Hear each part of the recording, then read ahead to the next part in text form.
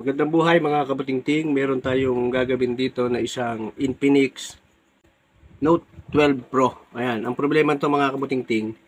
Ang problema nito, ayan mga kabatingting, oh. Pagka inon natin siya, ganyan na lang yung lumalabas. Ayan. Kapag ganyan, ibig sabihin LCD na yan. Kaya magpapalit tayo ng LCD mga kabatingting.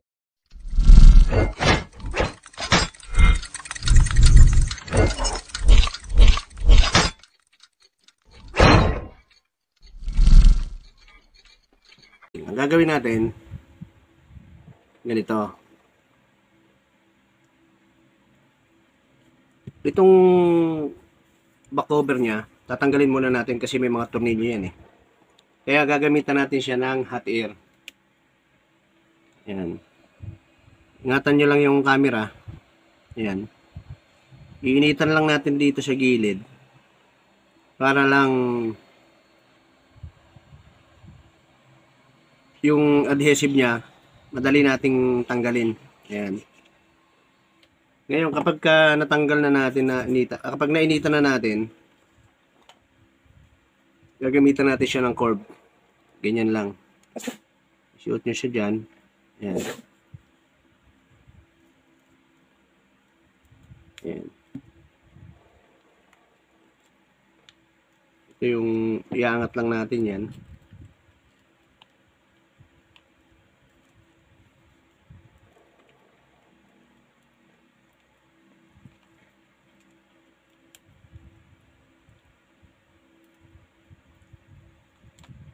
Kasi yung ibang mga cellphone sa side lang, di ba? Iba-iba kasi bawat unit eh, bawat model eh.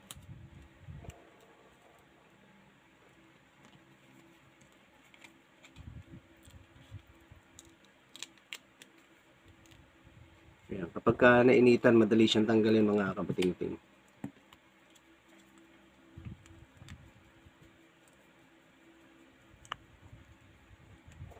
Tsaka itong case na to mga kabatingting, silicone to eh. Yun. Ngayon, ang gagawin natin mga kabatingting, tatanggalin natin yung kanyang mga tornilyo. Kaya simulan natin mga kabatingting.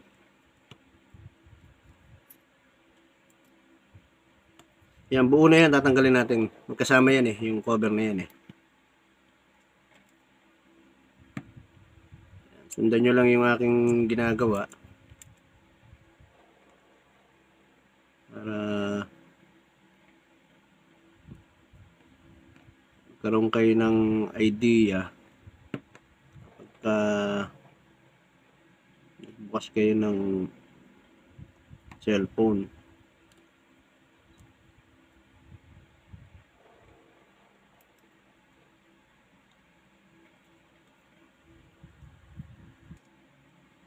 Ayan mga kabutingting, natanggal na natin yung mga tornilyo. Ngayon dito, itulak nyo siya dyan sa ilalim. Ayan, pagka narinig yung tumunog, ayan o, tsaka nyo siya gamitan ng kuko. Ayan, diba? Saka isang gagawin nyo, huwag nyo kakalimutang tanggalin yung kanyang SIM tray. Ayan, tanggalin nyo yan sapagkat tatanggal natin yung side cover. Ayan.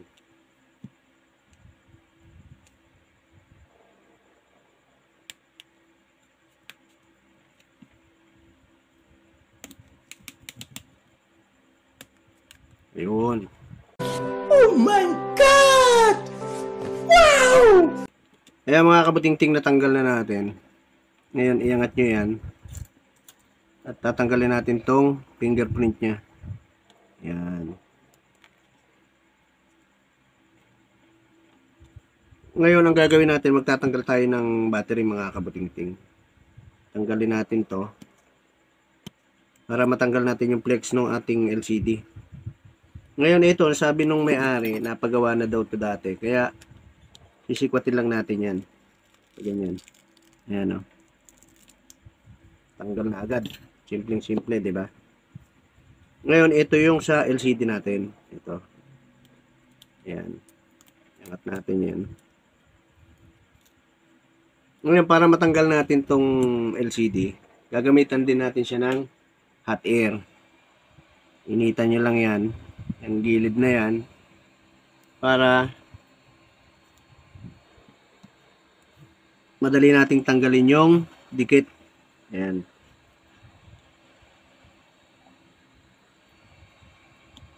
Kapag nainitan nyo na, pwede na nating gamitan ng curve.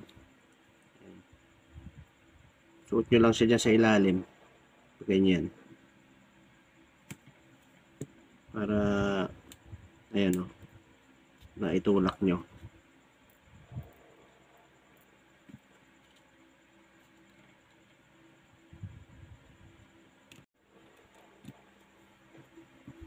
Ayan mga kabutingting na natanggal na natin.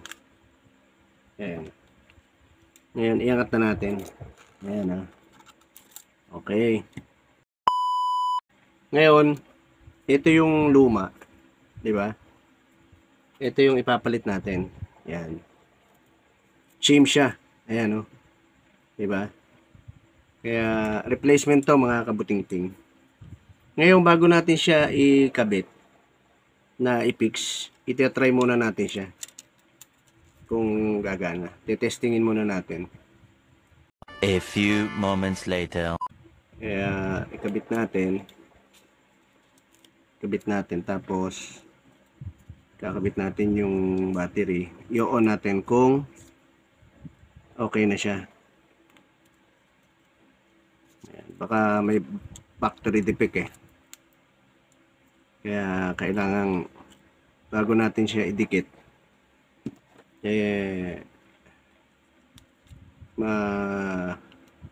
testing muna natin.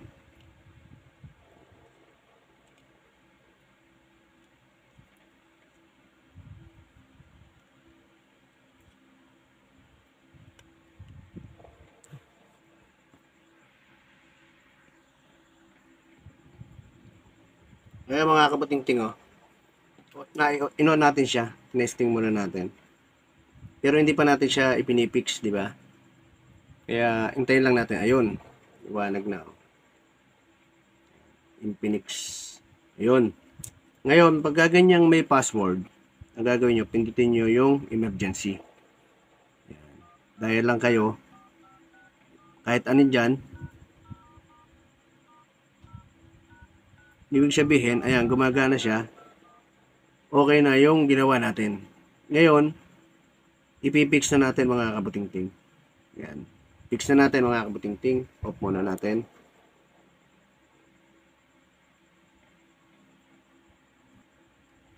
Ngayon, 12 seconds later. bago natin siya i-fix mga kabutingting, dilinisin muna natin to.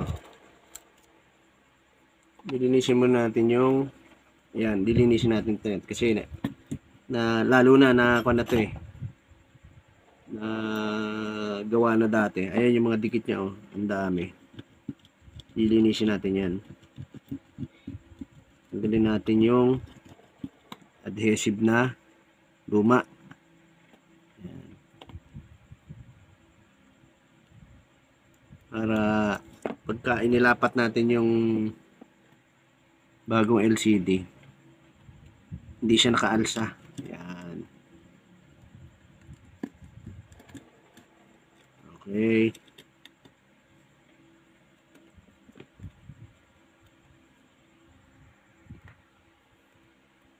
Ayan mga kabutingting, dikitan na natin. Ayan. Simulan natin dito. Ayan. May kanal yan mga kabutingting, sundan nyo lang na ganyan. Di ba ding lumampas siya, kasi madali naman siyang tanggalin mamaya. Dilinisin natin yan, papakita ko sa inyo. Marami na akong mga video na ganyan pinapakita ko kung yung buong ganyan proseso.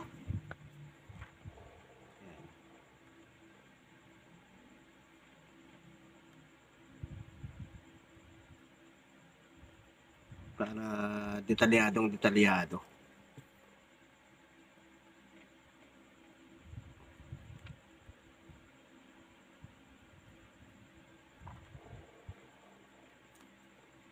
Pagka nadikitan na natin lahat yan, naikutan natin ng adhesive.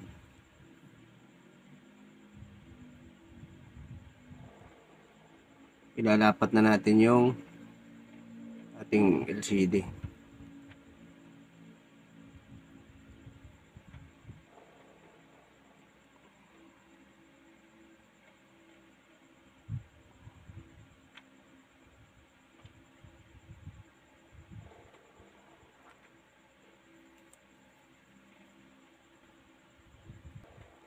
Kaya mga kabuting-ting na kutan na natin, ilapat na natin tong LCD. Ayan. Pasok nyo ganyan. Tulak nyo ng pataas muna. Tapos pababa. Ayan. Paside dito. Ganyan. Para lumapat siya. Ayan.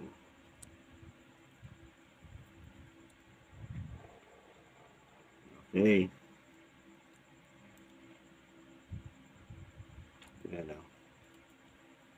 Ngayon, ipipix na natin yan. Itong LCD. Para talagyan kasi natin siya ng clamp mga kabuting-ting.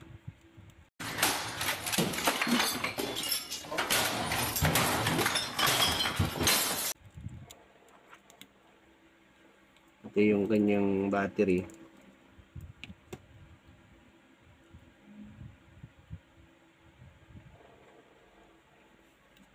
Yan. Dapat na rin natin.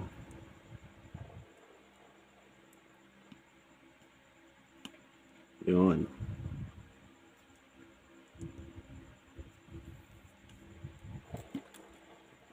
May mga kabuting-ting, itong cover niya. Kakabit nyo yan. So, ganyan.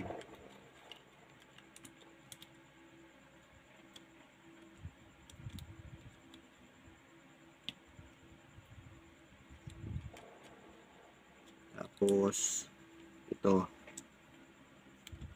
Yan.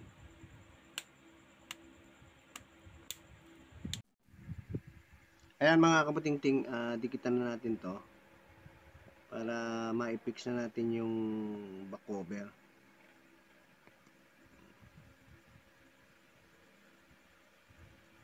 Yan, paikot na din yung dikit niyan para hindi umangat yung back cover natin.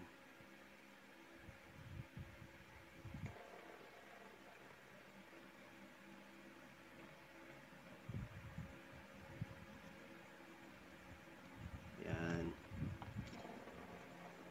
Fix na natin yung yan, ginawa natin. Ngayon, lalagyan din natin siya ulit ng clamp kasi para lumapat siya.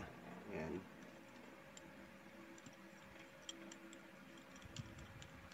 Para lumapat yung ating ginawa. Mamaya itong marumi na yan, lilinisin natin yung mga kabuting-ting. Papakita ko sa inyo.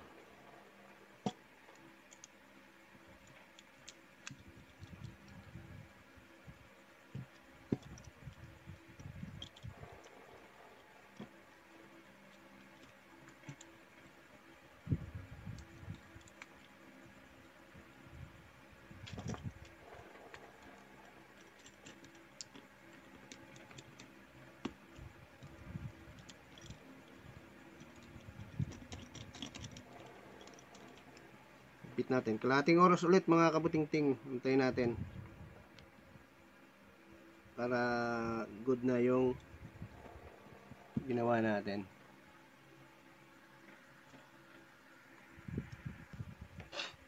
Ayan mga kabuting-ting, kalahating oras na lumipas. Tanggalin natin to. Para maipakita ko sa inyo na okay na yung binuo nating cellphone.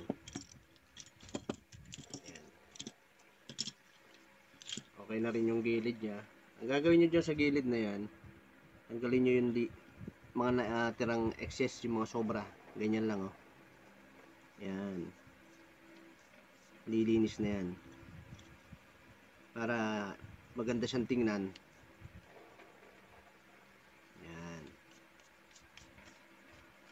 Tapos, dito, ganun din. Ayan. Tanggal sa gilid, ganyan din. Ayan o. Ganyan lang. Tatanggal na siya.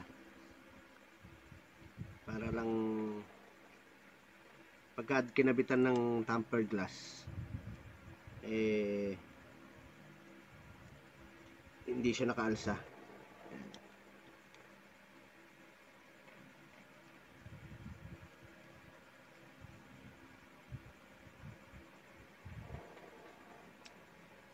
Ayan.